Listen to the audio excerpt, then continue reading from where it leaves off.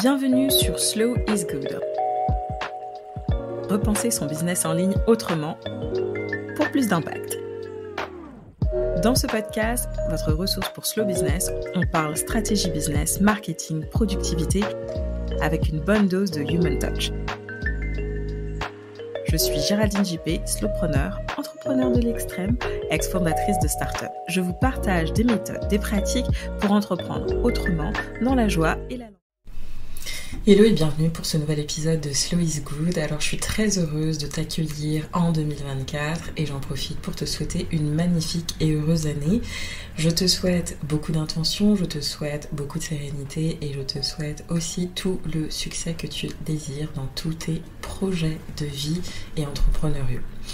Avant d'aller plus loin et de passer à l'épisode, je voulais te partager ce que fait Blossoming. Je pense que tu as dû le voir depuis cet automne. On travaille sur Blossoming avec mon équipe pour amener du contenu, des programmes, mais également des événements. Si tu souhaites en savoir plus sur comment est-ce qu'on peut t'accompagner à travers ton entreprise, son activité, en utilisant des pratiques slowpreneuriales et régénératives, rends-toi sur geraldinejp.com et n'hésite pas à nous écrire à hello@geraldinejp.com. Le prochain événement hybride de Blossoming aura lieu le 8 mars prochain. On rassemble une petite brochette d'entrepreneurs pour parler de marketing, de croissance sereine, d'AI et également de comment faire son bilan trimestriel. Voilà, je te laisse sur ces mots et profite de ce nouvel épisode avec notre invité. Bonne écoute!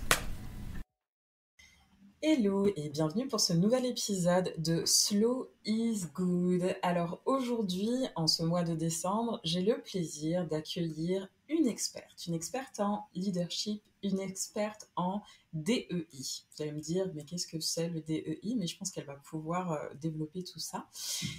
Bonjour Salwa. Bonjour Géraldine. Comment vas-tu? Je vais très bien et je suis très heureuse d'être avec toi aujourd'hui.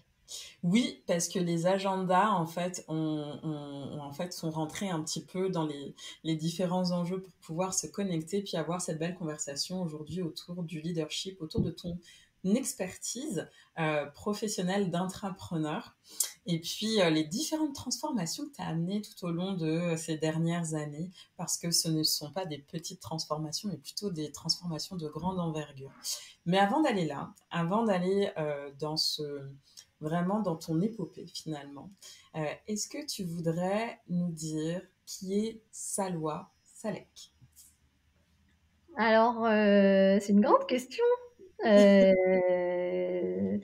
Salwa Salek, c'est une femme d'origine marocaine qui a débarqué au Québec en 1999 pour étudier et qui a grandi au Québec et qui, à travers une première carrière en communication, en consultation, s'est intéressée à toutes les questions qui touchent la transformation des organisations et l'évolution des humains au sein des organisations, jusqu'à m'amener par hasard, s'il y a un hasard dans la vie, à m'intéresser aux questions d'inclusion et la place de la différence, quelle qu'elle soit, au sein des différentes tables de prise de décision dans les organisations du Québec et ailleurs. Donc, j'ai fini ma carrière comme chef équité, diversité et inclusion du mouvement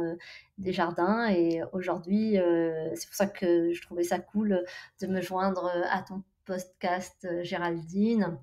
Slow is good, parce que justement, j'ai pris la décision de m'arrêter, de prendre une pause professionnelle au summum de ce que j'étais capable d'offrir à l'organisation dans laquelle j'étais. Et justement, parce que slow is good, and juste de ralentir, de pouvoir prendre une pause et de se donner le luxe d'un temps à soi. Donc voilà, c'est c'est ce que je fais en ce moment et ce qui m'habite. Sinon, Salwa, d'un point de vue plus personnel, ben, elle est en couple depuis très longtemps, depuis 15 ans, avec quelqu'un de très différent aussi. Je vis dans un couple sérodiscordant. Donc du coup, je vis également au jour le jour avec un conjoint atteint de différentes maladies chroniques. Donc ça vient aussi donner une forme particulière également à ma vie de femme.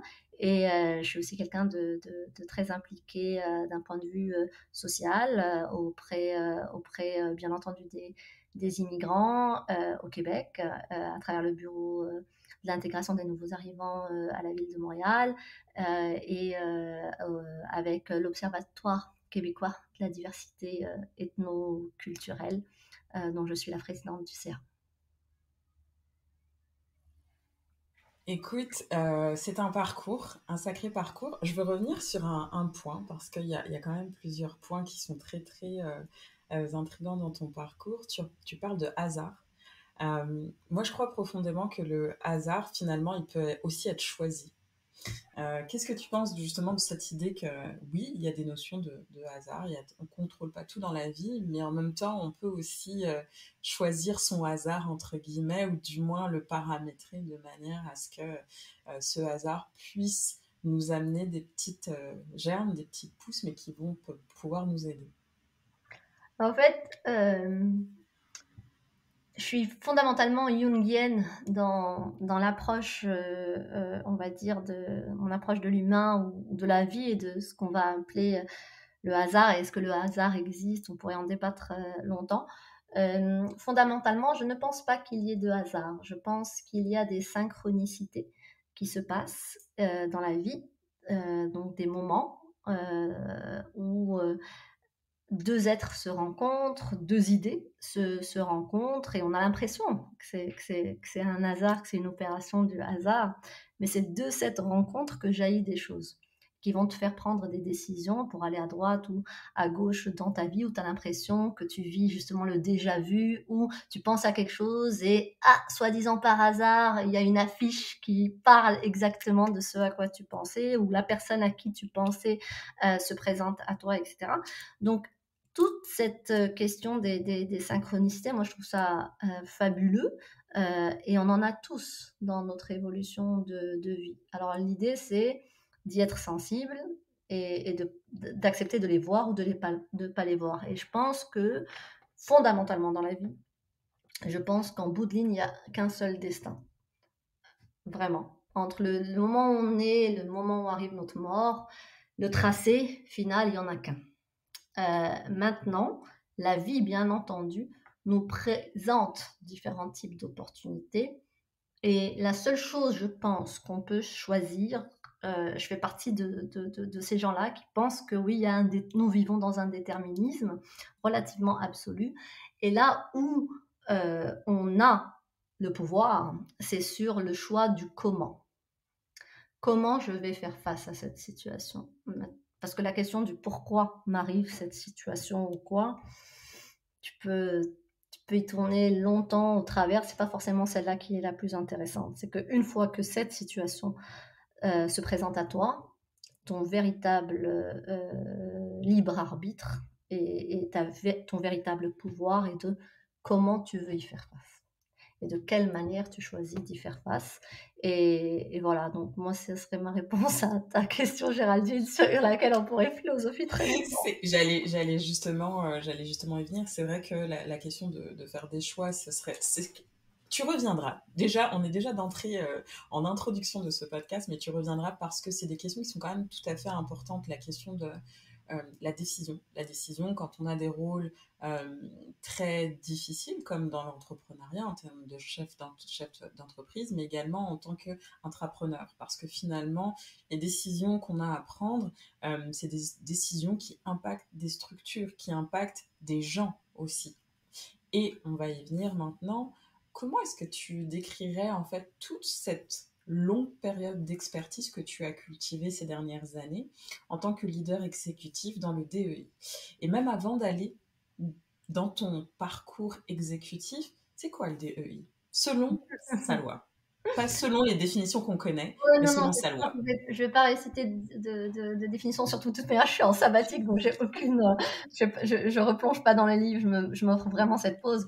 La diversité, l'équité et l'inclusion, pour le résumer de manière simple, à ma manière, ça serait de comment, à travers des organisations, mais également des sociétés, aider chaque individu dans son parcours à trouver sa juste place. Et ça veut dire, bien entendu, en premier, pour tes populations les plus vulnérables, quelles qu'elles soient. Donc, dans chaque société, les populations vulnérables vont être différentes. Donc, ça peut être une vulnérabilité économique, bien entendu sociale, bien entendu en termes de profil cognitif, de santé, etc.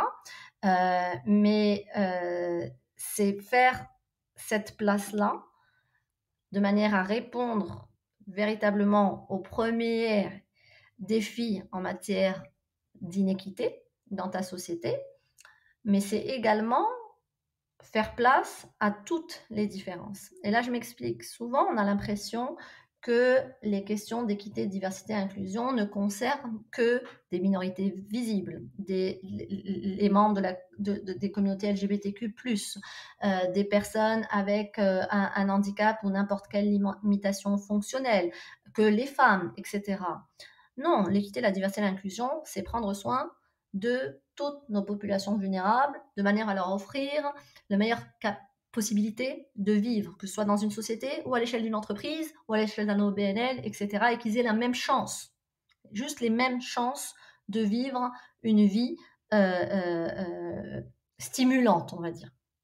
Et donc, il y a des hommes dans nos sociétés, blancs, dans la cinquantaine, qui viennent pas de milieux intellectuels ou de milieux sociodémographiques élevés, etc., et qui, eux aussi, vont être lésés dans notre société. Donc, pour moi, c'est important de le ramener parce que souvent, on a l'impression que cette question ne concerne que certains petits segments de notre société. C'est faux. C'est-à-dire la première question, bien entendu, quand une société est en retard, elle va s'intéresser aux populations et aux segments les plus marginalisés, ce qui est tout à fait normal. Mais le marginal n'a pas forcément juste une couleur particulière, une orientation sexuelle particulière, un âge particulier. Il y a également du marginal dans ce qu'on a l'impression qui est du mainstream. Donc ça, pour moi, c'est important à rappeler. En Occident, je pense que c'est important de le dire. Justement pour que ces questions d'équité, diversité et inclusion soient prises réellement au sérieux et pas seulement comme des petits pourcentages de la société à qui une bande de militants veulent faire de la place coûte que coûte. Ça, c'est pour l'Occident.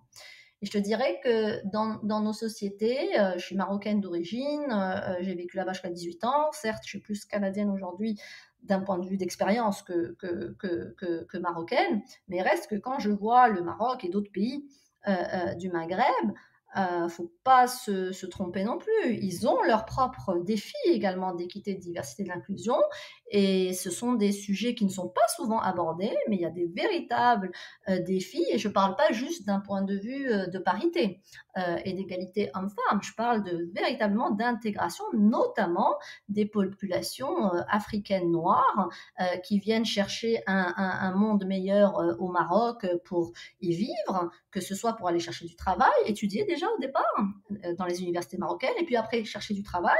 Et puis il y a l'autre partie de l'Afrique noire qui vient au Maroc pour traverser le Maroc et qui, en vue toujours d'un espoir de migrer vers l'Europe. Et donc le Maroc devient une zone tampon qui gère des migrants en vue d'un avenir meilleur en Europe. Et donc, c'est important pour moi, Géraldine, et merci de me donner cette opportunité de le dire, parce que souvent, on a tout le temps l'impression que les défis d'équité, diversité et inclusion se situent qu'en Occident. Et moi, je le vois quand je suis rentrée au Maroc il n'y a pas très longtemps, et je le vois dans la rue, la difficulté également des Marocains d'accueillir la différence africaine sur leur territoire et la différence entre la différence africaine éduquée qui a étudié et qui cherche du travail versus la difficulté de l'intégration de migrants qui sont de passage. Et donc, ça, je pense aussi que je voulais juste l'amener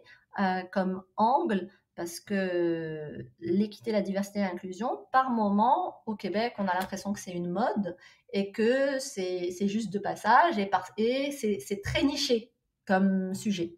Alors que l'inclusion, si tu reviens à la définition que j'en donne, c'est vraiment d'aider chacun, quel qu'il soit, à trouver sa place et lui donner la chance, parce que c'est un privilège de pouvoir rentrer dans une quête de qui tu es vraiment et quel est ton apport particulier à la société. Et ça, c'est ma définition.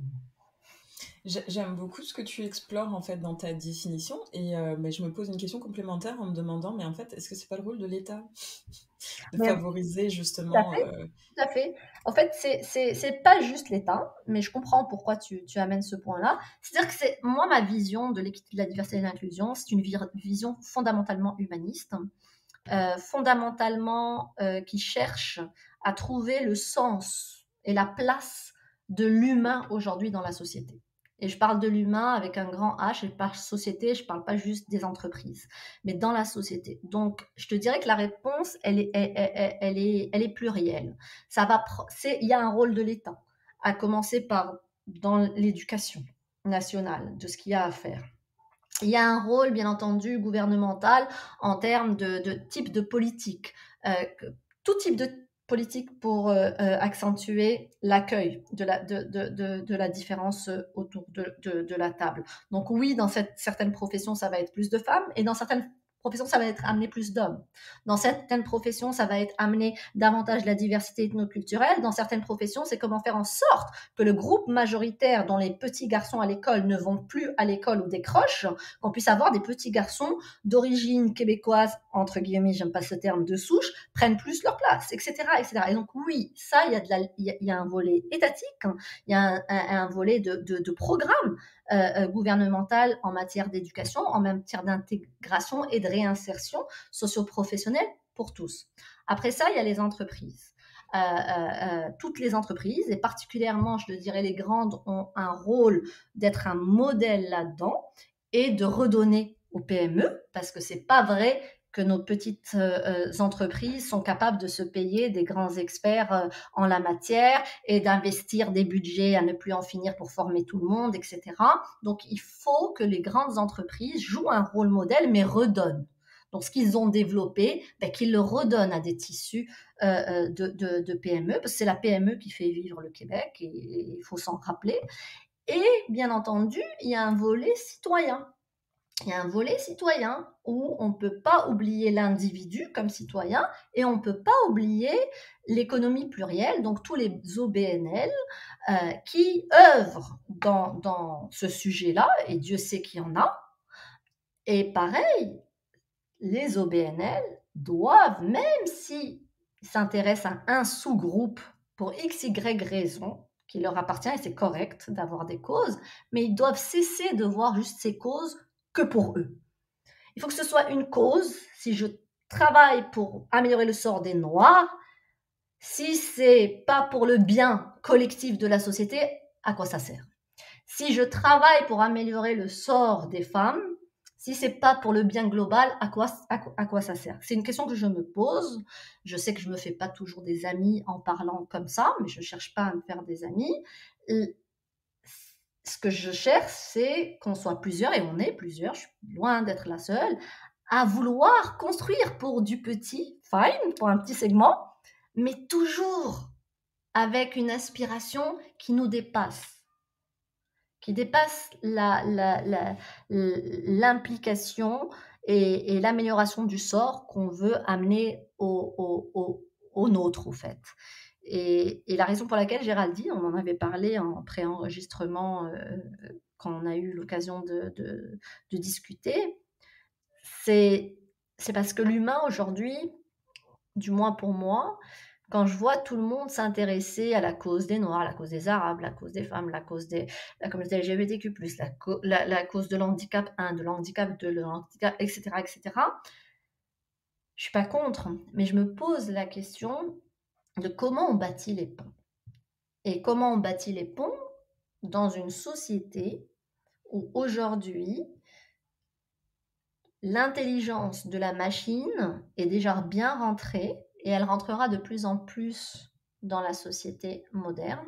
Et donc, si on reste en compétition entre petits segments de citoyens et de travailleurs, qu'est-ce que ça va donner quand notre vrai compétiteur va être vraiment un robot présent en compétence auprès de nous comme collègue. On n'est pas encore pleinement dans cette réalité, on est juste dans un robot qui remplace quelques fonctionnalités dans un processus, pas bout en bout, donc un bout d'un processus, mais qu'est-ce que ça va être quand le robot va vraiment être un collègue en termes de compétences avec nous autour de la table. Ça a l'air de la science-fiction à court terme, mais c'est pas tellement de la science-fiction si on se projette dans 10 ans. Et donc, moi, il y a ça, Géraldine, qui m'habite pleinement sur qu'est-ce qui va nous rester à nous, les humains. Et donc, d'où l'importance. Pour moi, il y a une urgence d'aider l'humain à devenir plus humain et donc à aider chacun à accueillir sa différence. On va aider le monde entier si on aide chacun à accueillir sa différence, et oui, même l'homme blanc de 50 ans. C'est vraiment ce que tu partages. Bon, c'est profond dans le sens où on sait tous que c'est des challenges en fait qui touchent au niveau global, clairement. Toucher l'humain, toucher le vivant, j'irais jusque-là aussi, parce qu'il y a cette dimension environnementale qui s'inclut aussi. Et ce que tu viens de décrire, finalement, je l'englobe aussi dans cette notion de conscious leadership, qui est de justement comment faire le bien avec ce qu'on a, avec ce qu'on peut créer, d'amener de la valeur à tout un chacun. Donc tous ces sous-segments, sous-cercles, ces microcosmes finalement qu'on voit dans nos sociétés. Maintenant, dans ton expérience justement exécutive, en termes de diversité, d'inclusion, comment est-ce que tu décrirais cette expérience? Parce que cette expérience, elle est plurielle. Et ce que j'appelle cette expérience plurielle, c'est une expérience qui ne s'est pas faite du jour au lendemain.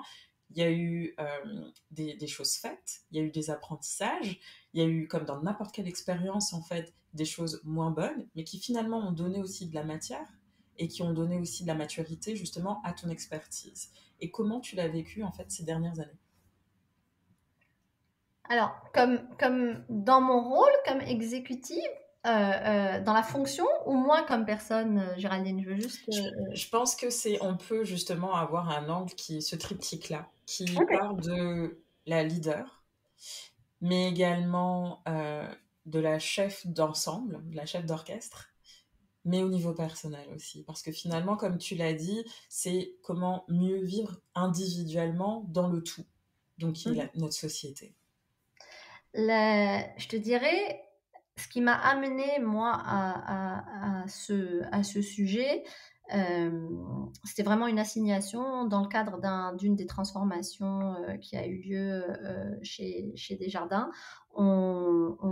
J'ai hérité de certaines équipes, dont une équipe qui travaillait sur le sujet de la diversité, mais il y avait une personne et demie qui travaillait sur ce sujet, tant bien que mal.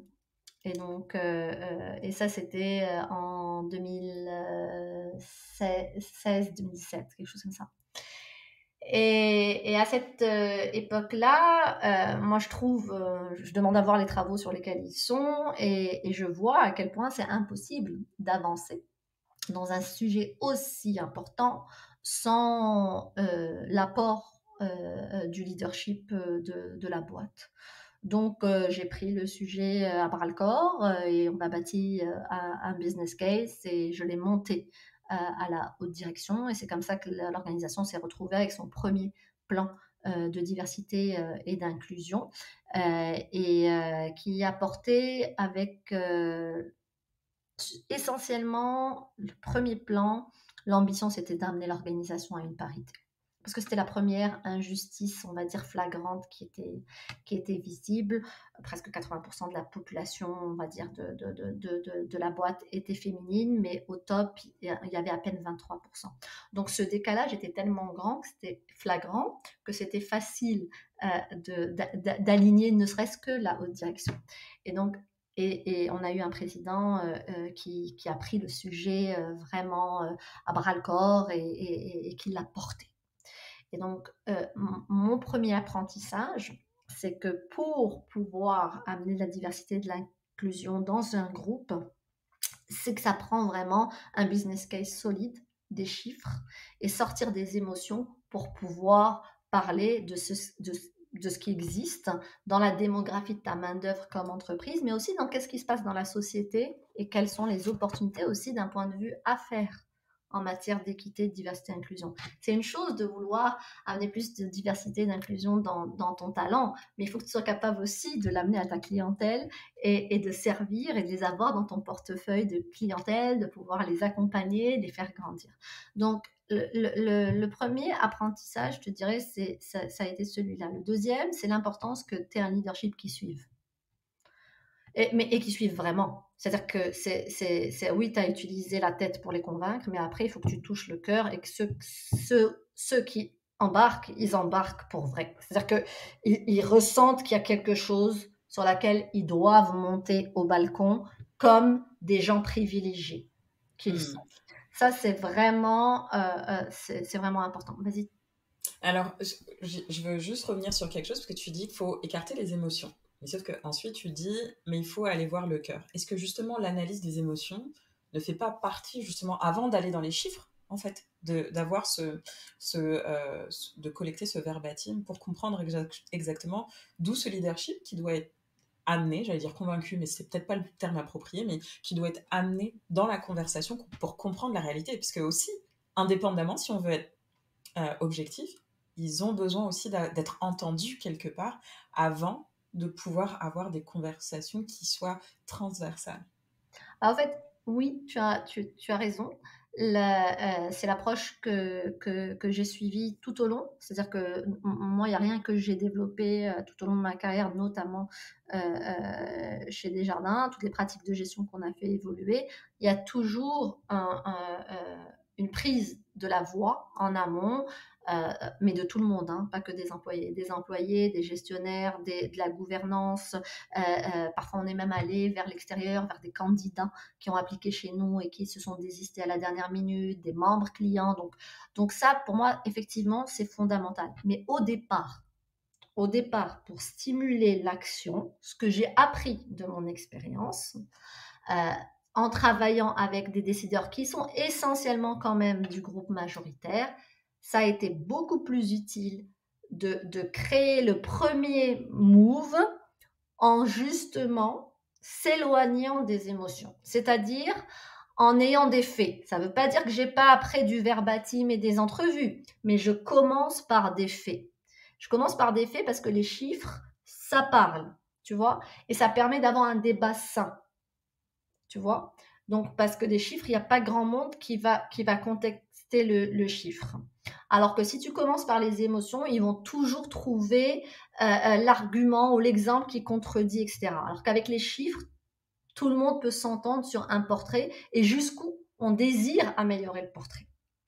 Après, pour mettre en place les stratégies spécifiques et les programmes, il n'y a rien de mieux que des témoignages. Et c'est quelque chose qu'on a utilisé, notamment après le meurtre de George Floyd. Nous, on a fait des groupes où on a des formes de open mic avec des gens de partout, des communautés noires, mais également d'autres personnes de la diversité qui ont voulu se joindre.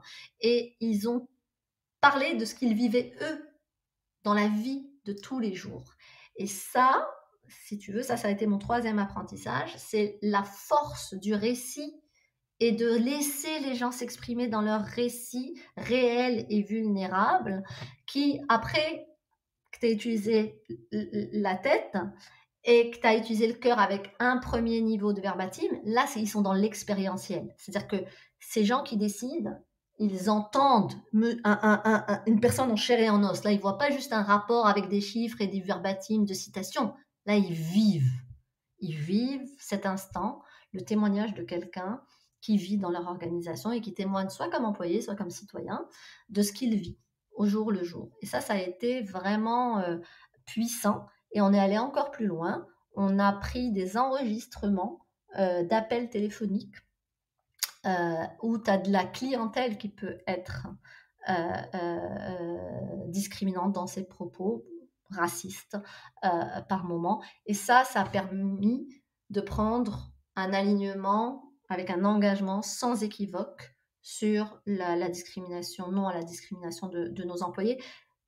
Puis ça, ce que je dirais, c'est ce qui fait tourner, tu vois, ton bateau ou la voilure de ton bateau, mais tu peux pas y arriver, Géraldine, ça dès le départ, tu vois. Et donc c'est pour ça qu'il y a quelque chose que j'ai appris aussi, c'est ce build-up, d'être conscient d'y aller en build-up. Et c'est pas parce que tu choisis une première, entre guillemets, inéquité existante flagrante, dans ce cas-là qui était la parité, que tu n'es pas en train de travailler aussi sur la diversité ethnoculturelle, que tu n'es pas aussi en train de travailler sur la communauté LGBTQ+, ou la communauté des personnes avec une limitation fonctionnelle. Pourquoi ? Parce que tu peux avoir une femme qui est issue de la diversité ethnoculturelle, qui est lesbienne. Donc, on ne fait pas partie dans la vie d'un seul segment. Et donc, c'est ça la force de voir aussi l'équité, la diversité et l'inclusion quand on essaye de manœuvrer, de toujours avoir les différents filtres, mais d'être OK de mettre en lumière d'abord dans ce cadre-là, c'était la parité pour notre premier plan, et de le faire traverser par d'autres segments. Parce qu'on est des êtres intersectionnels, c'est pas vrai qu'on appartient qu'à un seul à un seul segment. Donc ça, je te dirais, ça a été aussi un grand apprentissage. Maintenant, ce qui a été vraiment un tournant pour moi dans ce rôle, pour le deuxième plan, c'est d'amener le discours à faire autour de l'EDI. Le premier plan qu'on a fait a été très ancré dans une philosophie de talent, donc de diversification de ta main-d'œuvre pour mieux t'adapter et représenter les territoires que tu desserres et te préparer à ta main-d'œuvre, préparer ta main-d'œuvre du futur. Le deuxième, ça a été véritablement de dire que l'EDI, oui, c'est un enjeu de talent, oui, c'est un défi de talent, et oui, ça prend de mettre en place des pratiques de gestion des personnes davantage inclusives, mais l'EDI, c'est également un enjeu d'affaires, et c'est un enjeu social. Et donc, on a ajouté dans le deuxième plan une perspective véritablement systémique de l'EDI avec un volet comme employeur, tout ce qu'on a amélioré, mais aussi comme fournisseur de services. Donc, comment amener cette inclusion-là vers la clientèle dans nos pratiques marketing, dans nos pratiques d'octroi et de financement de crédit, dans nos pratiques de commandite, dans nos pratiques de gouvernance, dans nos pratiques de diversité des fournisseurs. Est-ce qu'on donne toujours les contrats à des grandes entreprises, etc., ou également à des PME et des toutes petites startups? Est-ce qu'on donne les contrats qu'à des gens du groupe majoritaire? Donc là, il y a eu des cibles qui ont été mises. Donc ça permet, ça pour moi, ça a été le deuxième apprentissage et qui a permis d'amener ça au-delà de juste un défi humain et donc pas juste un enjeu ressources humaines, mais c'est un enjeu business. Si tu veux rester en affaires aujourd'hui au Québec, si tu oublies les femmes et tu oublies la diversité ethnoculturelle, c'est simple, les femmes sont plus riches au Québec et au Canada d'ailleurs que les hommes, d'un point de vue patrimoine. On a les chiffres, donc si tu ne les attires pas, tu ne vas pas pouvoir véritablement générer autant d'affaires que tu veux à moyen terme. Et la diversité ethnoculturelle, c'est la même chose. Donc si tu les as plus dans ta clientèle dès maintenant, oublie ça. Dans 30 ans, peut-être que tu ne seras plus en affaires. Donc il y a ce volet-là qui a été ajouté. Et ça a fait une grande différence. Ça fait une grande différence parce que là, tu dépasses la fonction ressources humaines dans une boîte. Là, tu as vraiment tes secteurs d'affaires qui voient l'apport que ça a au-delà de leurs équipes. Ils l'ont vu avec leurs équipes pendant 3-4 ans. Et là, ils voient tout ce que ça peut leur amener pour mieux parler à leur clientèle, pour avoir un meilleur impact, pour redonner aussi mieux à la société. Et ça,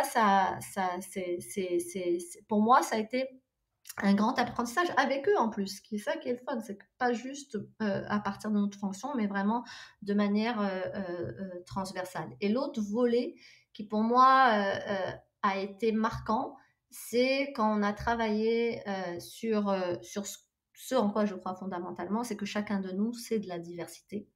Et ça, on l'a amené dans tout un parcours qu'on a développé et qui continue à se déployer après mon départ et qu'on a designé sur 3 ans pour accompagner cette transformation de mindset. C'est une chose de dire je veux faire de la place à tout le monde et que chacun ait sa place. Mais bon, pour ça, c'est très difficile. Comme humain, il y a plein de gens qui nous écœurent. Là. Je veux dire, ils n'ont pas besoin d'être différents de nous, de couleur, d'âge, d'orientation sexuelle.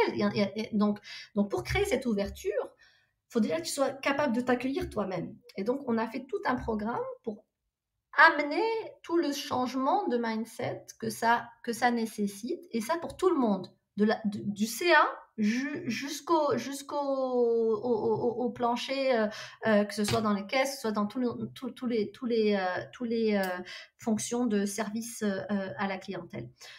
Et ça, accepter que je suis de la diversité, quelle que soit la personne, et de s'annoncer comme être de la diversité, j'ai vu ce que ça a chamboulé chez les gens.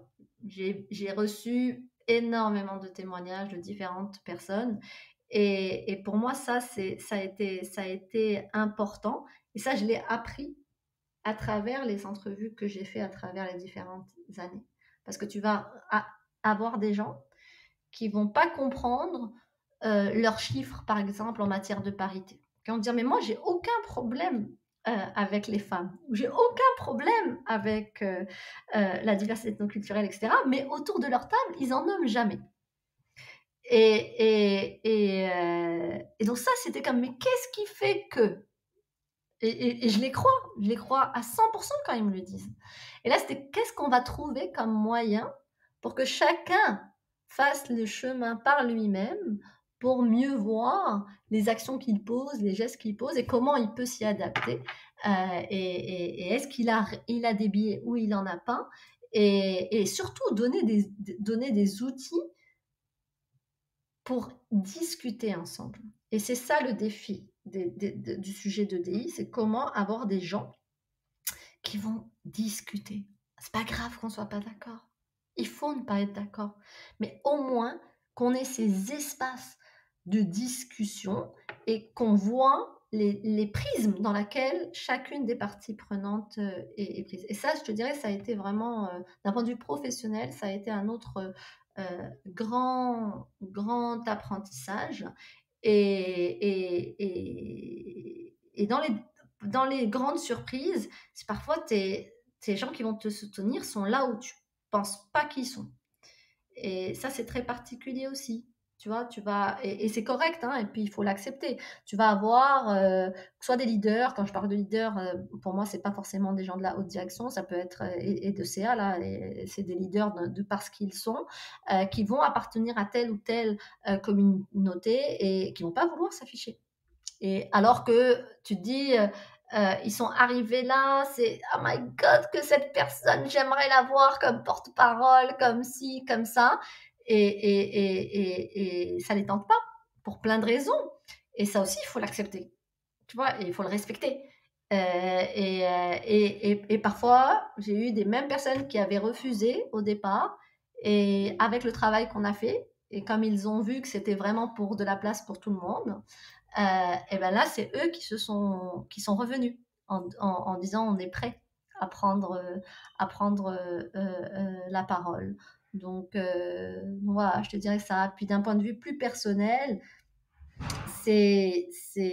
moi j'ai été pendant très longtemps complètement aveugle à ma différence, mais complètement. C'est-à-dire que j'avançais dans la vie, à l'école, à l'université, dans le travail. Pour moi, Salwa Salek, Micheline Tremblay, Geneviève whatever, c'est pareil, quoi, tu vois. Et je l'ai eu en pleine gueule il y a quelques années déjà.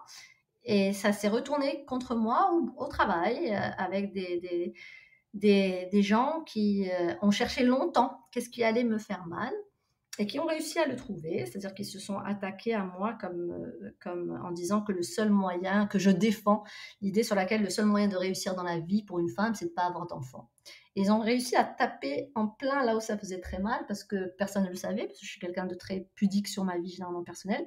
J'étais en plein traitement de fertilité, mais personne ne le savait. Et ce jour-là, j'ai eu très mal, j'ai raté. Ce jour-là, ça a vraiment fait mal. Et ce jour-là, ça tombait bien, mes vacances arrivaient. J'avais un mois, ça m'a permis de prendre le recul pour comprendre, mais qu'est-ce qui fait que... Pourquoi, tu vois? Qu'est-ce qui fait que quelqu'un va t'attaquer sur un truc pareil? Et c'est là où j'ai compris à quel point ma différence, le fait que à l'époque, début trentaine, en position de gestion, etc., tu te dis, waouh, ok, c'est là où j'ai dit, première fois que je me suis dit, ok, c'est vrai, je suis une femme, jeune femme, je suis maghrébine, je suis musulmane, tout le monde le sait, je m'en casse pas, je fais Ramadan. Et là, le film a commencé à tourner dans ma tête et il m'a replongé dans un événement assez traumatisant qui est arrivé, mais que j'ai complètement esquivé. C'était juste après les attentats de septembre et du 11 septembre. Et j'étais dans la rue avec mon frère en rentrant de l'université. Et en sortant de l'université, il y a un gars qui a craché dessus vers mon frère et qui nous a traités de sales terroristes et qu'on devait rentrer chez nous. Ça a été tellement violent, et le gars était violent, qu'on n'en a pas parlé. On est re-rentré chez nous et on n'en a jamais parlé. Et donc, quand ce truc-là m'est arrivé, tu vois, il y a eu comme un retour en arrière express. Et je me suis rendu compte à quel point, en fait, j'étais pas aveugle à ma diversité. J'ai tout fait pour ne pas la voir. C'est-à-dire que c'était trop douloureux. C'était trop douloureux d'accepter que cette différence pouvait. Et donc voilà. Donc, t'imagines quand même, tu peux imaginer tout ce à quoi j'ai pu faire face dans le type pour arriver et réaliser tout ce que j'ai réalisé. En étant jeune, en étant femme, en étant de la diversité ethnoculturelle. Oui, ça prend de la ténacité, mais ça prend aussi cette forme, tu vois, de déni quelque part, de pas tout voir. Je dirais même quelque part un peu une forme de naïveté finalement. Ah oui, candeur parce que candeur totale. Mais est-ce que tu dis résonne énormément dans mon parcours personnel aussi, simplement parce que finalement, pour avancer, pour amener des choses qui sont aussi grandes que celles que tu as amenées dans ton parcours, il faut quelque part avoir des œillères pour être le traceur. Et comme dans cette forme on est pionnier, donc ce qui veut dire que tu es obligé de porter ça sur tes épaules, mais il y a des choses que tu dois enlever. Ça ne veut pas dire qu'elles n'existent pas, elles sont complètement là. Le fait d'être femme, comme tu l'as dit, le fait d'être une femme justement originaire d'Afrique du Nord, il faut avoir certaines épaules, mais c'est des épaulettes que les gens ne voient peut-être pas. Ça les rend un petit peu, c'est des épaules un peu transparentes, mais qui sont quand même là parce que ces épaulettes-là, elles ont quand même un poids et qui définissent un petit peu ce que j'appellerais nos identités business aussi, mais sur lesquelles des fois on se shape-shift, tu vois, pour s'accommoder du moule dans lequel on avance, jusqu'au moment où finalement on fait déborder un peu comme vainer ses gonflés, là, quand on met un peu je sais même plus comment on appelle ça en français, mais quand on met un peu de quoi faire gonfler le gâteau, et bien des fois ces identités-là, elles débordent. Et comme tu le soulignes justement, en fait, le moule de la société te renvoie aussi, bah, en fait, rappelle-toi qui tu es, d'où tu viens, ton parcours. Et c'est là qu'on dit, bah, en fait, ça fait partie de mon moule aussi, même si ça te dépasse. Et c'est correct. Maintenant, c'est vrai que tout ça, j'imagine l'impact. J'imagine aussi, parce que la transformation, quelle qu'elle soit, ça vient avec aussi des douleurs. C'est de manière. Ah, je vois le...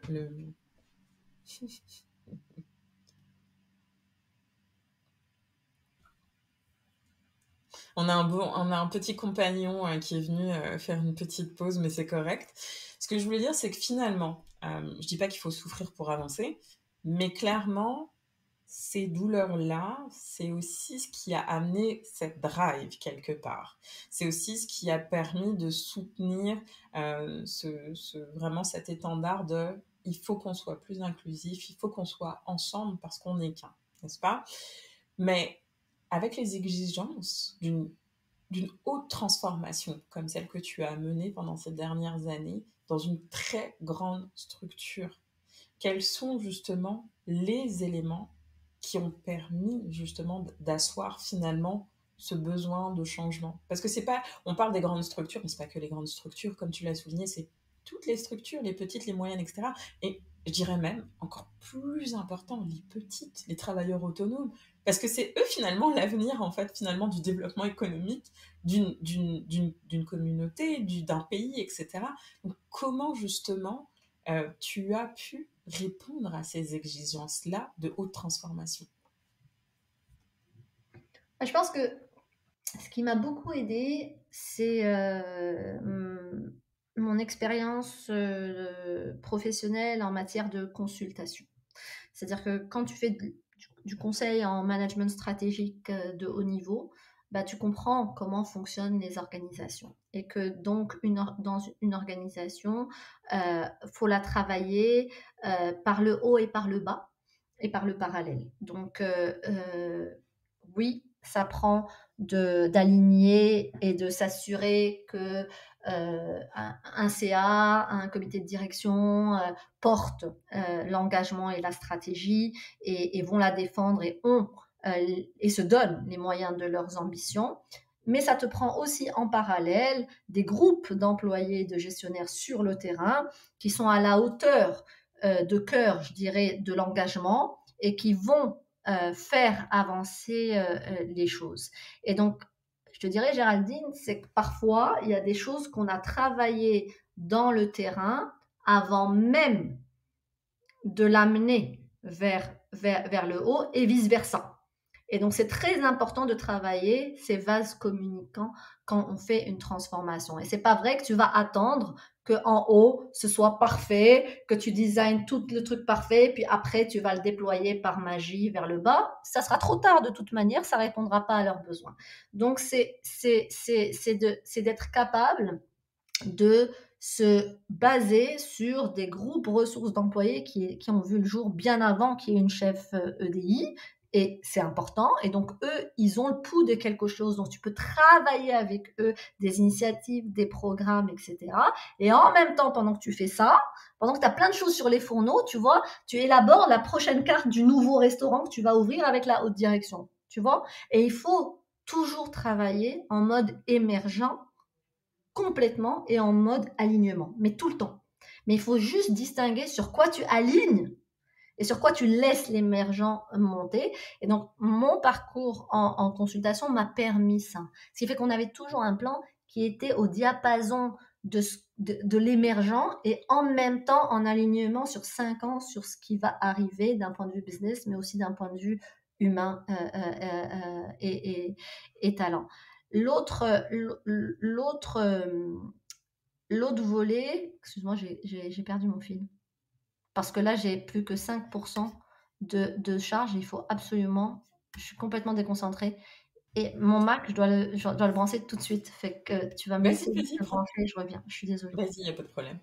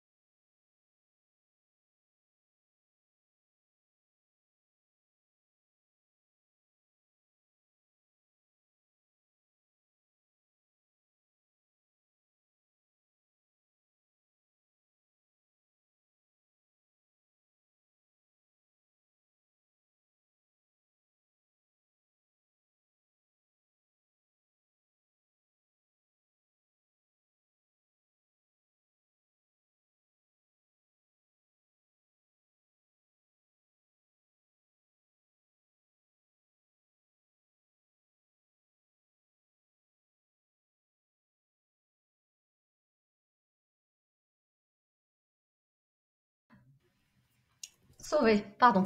Il n'y a pas de souci. Euh, du coup, là où on en était, c'était vraiment les étapes. Si on résume en fait les étapes justement qu'il a fallu pour toi pour amener ces grandes transformations, tu voulais y aller à l'envers. Ouais. C'est-à-dire parce que tu es passé de justement, tu as dit que c'est transversal, etc. Mais c'est d'aller vers l'extérieur, mais vers toi. Comment est-ce que toi, Ah, justement, tu as moi, de vécu? moi. Oui, oui, Oui, d'accord. C'est c'est bon. ça. Parfait. Bah moi, en fait, comment j'ai pu amener cette transformation, bah, je te dirais, Géraldine, encore aujourd'hui, je me demande comment j'ai réussi à amener euh, cette transformation si on parle d'un point de vue individuel. Je pense que, en toute humilité, j'ai réussi à l'amener parce que euh, je crois en quelque chose qui dépasse ma personne. Mm, Que j'avais le goût, d'une part, mais aussi je ressentais profondément en moi l'urgence de construire, d'aider à construire une société au Québec qui est plus diversifiée et plus inclusive. Et je me mm, disais que si j'étais capable de le faire avec le plus grand employeur privé du Québec, ben, ce serait déjà pas mal mm, comme accomplissement. Et j'ai eu la chance d'être entendue, mm, écoutée, respectée. Euh, mm, et donc, personnellement, c'est ce qui m'a aidé à réussir ce virage, tout en prenant le système là où il était et dans le respect de là où était le système. Et ça, pour moi, c'est un message que j'aimerais vraiment léguer à tous ceux qui travaillent dans ce milieu. Beaucoup de gens sont désillusionnés, que ça va pas assez vite, qu'ils aimeraient plus, et il y a le syndrome de la diversity fatigue, parce que quand tu travailles là-dessus, tu as l'impression de répéter toujours le même argument, puis tu comprends pas qu'est-ce que les gens comprennent pas, l'importance de ouais, l'inclusion, etc. Et ouais. donc, moi, c'est ce que je disais à mes équipes. Je disais souvent à mes équipes, dans mon équipe, il n'y a pas de place au militantisme. Vous voulez militer, vous militez à l'extérieur de l'organisation, pas au sein Ouais. de l'organisation. Et je disais aussi, il n'y a pas de place au diva dans mon équipe, parce que qui que ce soit qui a l'audace, selon moi, de dire que c'est un expert en EDI, ça voudrait dire que c'est un expert dans l'humain, sur tous ces aspects, donc, dans ma définition, donc c'est impossible. Alors, je disais, il n'y a pas de place au diva. Puis je le disais, pourquoi? Parce que quand tu veux amener de l'inclusion, c'est trop facile de dire aux autres que c'est eux qui amènent pas, qui n'ont pas d'ouverture. Quand tu veux amener de l'inclusion, si c'est ça ta mission de vie, tu dois, à chaque fois que tu as une fermeture, tu dois dire qu'est-ce que je peux faire de plus pour créer de l'ouverture. Et ça, c'est pour ça que c'est un message important. Si vous travaillez dans ce sujet, dans les organisations ou dans les gouvernements, où que vous soyez, à chaque fois, partez de là où le système est. Donc, si Mm, le mm, système est déjà plus prêt à de la parité, ben allez-y à fond. Allez-y à mm, fond, all the way. Si à travers la parité, ça vous permet d'améliorer le sort de la diversité ethnoculturelle, ben génial. Si à travers la parité, vous êtes capable d'améliorer le sort de la communauté LGBTQ+, formidable. Et après, ça va ouvrir les yeux parce que c'est le même muscle. mm. Vous voyez, c'est exactement le même muscle. Le problème, là-dedans, c'est quand on veut pousser coûte que coûte. Ouais, Et ouais. le Bah, quand coûte, on pousse, on tombe, en général. ouais, mais le coûte que coûte dans... Non, mais parfois, il y a des organisations, et je l'ai vu, d'autres équipes EDI ou d'autres chefs EDI qui se sont plantés, c'est qu'il y a quelque chose actuellement de tendance, on va dire, au Canada autour de ça, et Mm, notamment au Canada anglophone ou aux États-Unis, etc. Et on essaye de faire la même chose au Québec. Erreur mhm. monumentale. Mm. Ce n'est pas le même écosystème, ce n'est pas la même réalité, ce n'est pas la même sensibilité. Donc, c'est important de savoir d'où tu pars. Mm. Et ça, je te dirais, c'est l'autre volet, moi, qui m'a aidé, qui est un takeaway, je trouve. Et puis après, je pense que j'ai lu toutes mes équipes, mes anciens collègues m'ont écrit plein de mots, plein de lettres magnifiques à mon départ. C'est difficile Mm. de parler de soi, mais ce que j'ai lu là-dedans, ce que j'en retiens, il y a une forme de vouloir tout donner à l'autre. Donc, Ouais. de vraiment se mettre au service, de tout donner à l'autre, à quelque chose qui te dépasse, pour Mm. pouvoir, je te dirais, réaliser ces changements-là. Et on doit y croire. Et on doit y croire fondamentalement. Et chaque petite victoire est une victoire. Mm. Bah, en fait, c'est sûr que c'est un parcours qui est fait de haut et de bas. C'est clair que je pense que ça n'a pas dû non plus être une promenade de santé, parce qu'aujourd'hui, tu arrives à une nouvelle transition de vie, pour un temps peut-être déterminé, indéterminé, on ne sait pas encore. Mais est-ce que tu veux nous parler de cette transition, justement, et du pourquoi, en fait, de cette transition? Ah, quelle question, Géraldine. Pourquoi? Encore aujourd'hui, c'est pas forcément clair pour moi. Toutes les raisons qui m'ont amené à décider ne serait-ce que de démissionner de mon poste et de vouloir une pause, tout n'est pas clair. Mais ce qui est certain, euh, c'est que je ressentais un besoin important de, de, de prendre un recul pour mieux définir à quoi j'ai envie de consacrer mes prochaines années. Je vois que le monde dans lequel on vit a besoin encore plus euh, d'entreprises, d'entrepreneurs, de jeunes pousses qui s'intéressent à la place de l'humain dans la société d'aujourd'hui et surtout dans celle de demain, avec tous les défis devant nous, qu'ils soient socio-économiques, climatiques et migratoires et j'en passe. Et donc, j'avais le goût et la possibilité, n'ayant pas d'enfant, de m'offrir le luxe de dire, ben, et si toi, tu prenais une parenthèse, et ce que tu as apporté au sein d'un groupe, imagine si tu étais capable de l'amener encore plus loin, quelle forme ça pourrait prendre. J'ai aucune idée de la forme encore, mais j'ai décidé de me donner cette opportunité. Euh, et la vie, quand même, passe super vite. Je suis arrivée en 99, on est en 2023, j'ai passé ma vie à étudier, à travailler, je me suis jamais arrêtée. Et donc, je me disais, bon, ben, c'est maintenant ou jamais, dans le sens où, tu sais, je suis au début quarantaine, j'ai encore du temps devant moi pour faire des belles choses.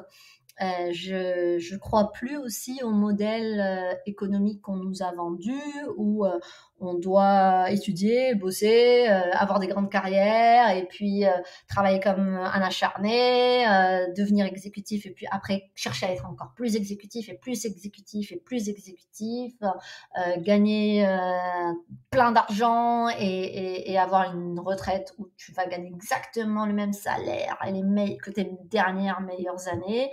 En fait, j'y crois pas, j'y crois plus. Et je voulais aussi, à partir du moment où tu sais que tu y crois pas, je voulais me tester pour voir si vraiment je suis à la hauteur de mes ambitions ou du moins de mes convictions. Donc, je suis ma propre cobaye. Je l'ai toujours fait dans toutes les organisations que j'étais où on testait les solutions qu'on allait proposer d'abord et avant tout dans les secteurs où j'étais ou que je gérais.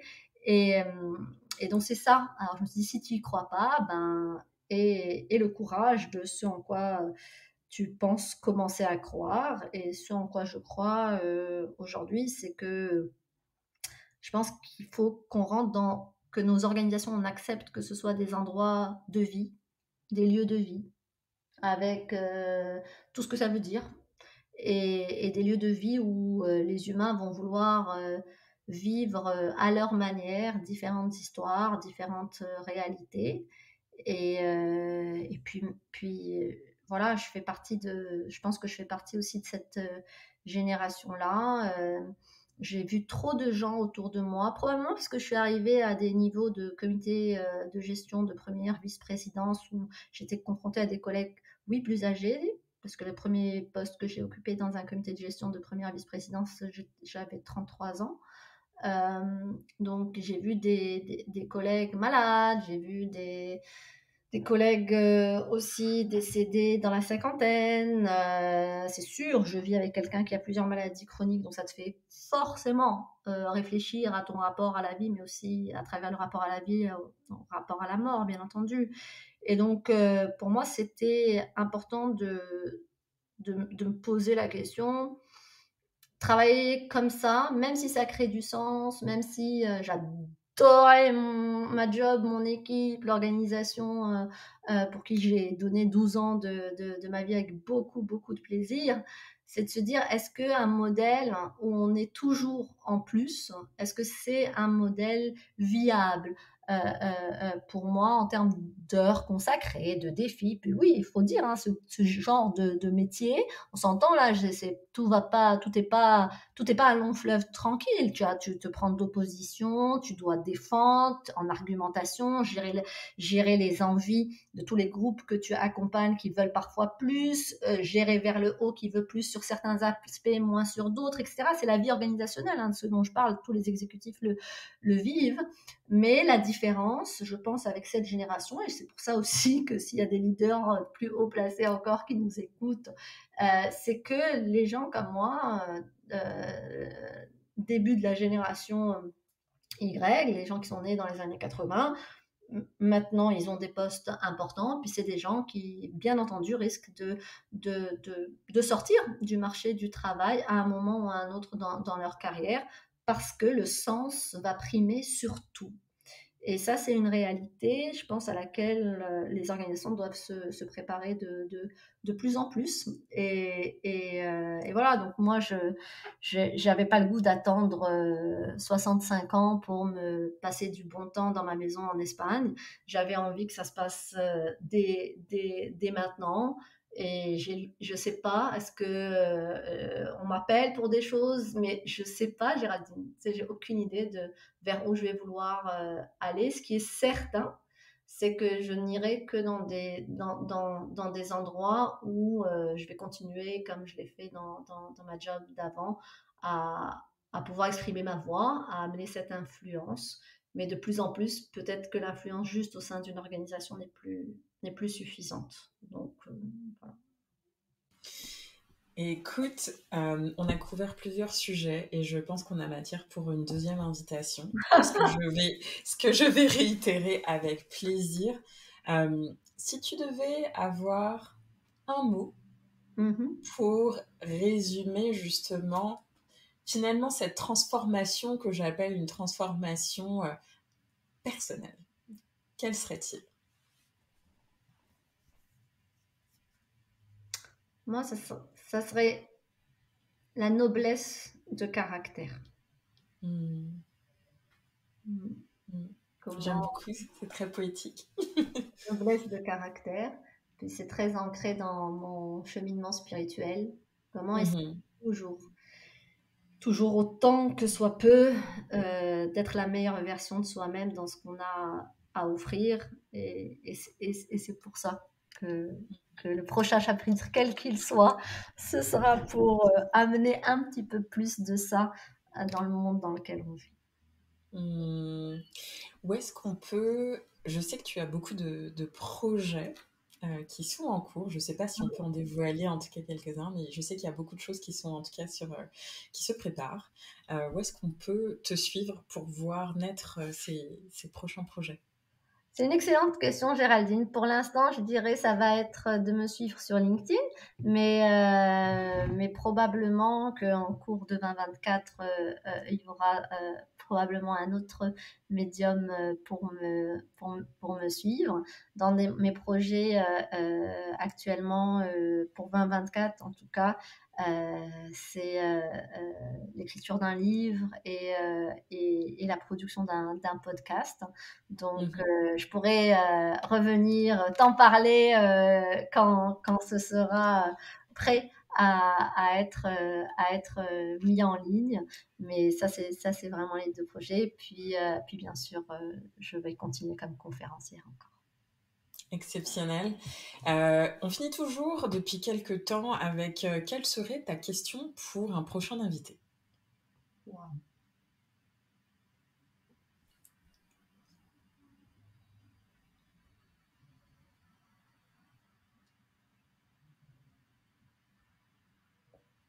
Quel qu'il soit, quel que soit ton invité. Ton invité.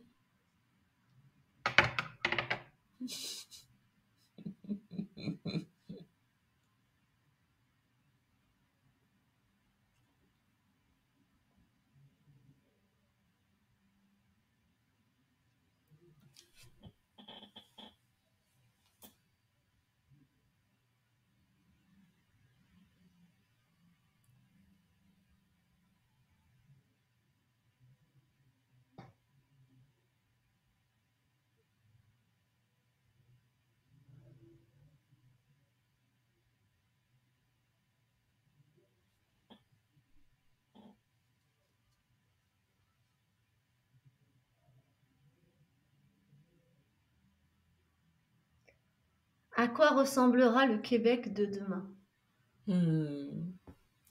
Excellent. On termine sur cette dernière question, cette ouverture justement de réflexion pour un prochain invité. Et écoute, je veux prendre le temps de te remercier à travers cette pause, à travers ce slow is good finalement que tu pratiques en toute splendeur. Et on se reparle très bientôt pour un volet numéro 2 à cette conversation.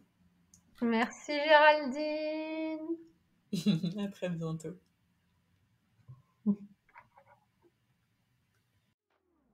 Merci d'avoir écouté ce dernier épisode de Slow is Good. Pour nous soutenir et partager votre amour, n'hésitez pas à le partager avec votre communauté, à nous suivre sur Instagram @slowisgood et bien entendu, laissez-nous vos commentaires, vos retours, vos petites étoiles qui nous sont très utiles et très encourageantes sur iTunes et Spotify. Au prochain épisode.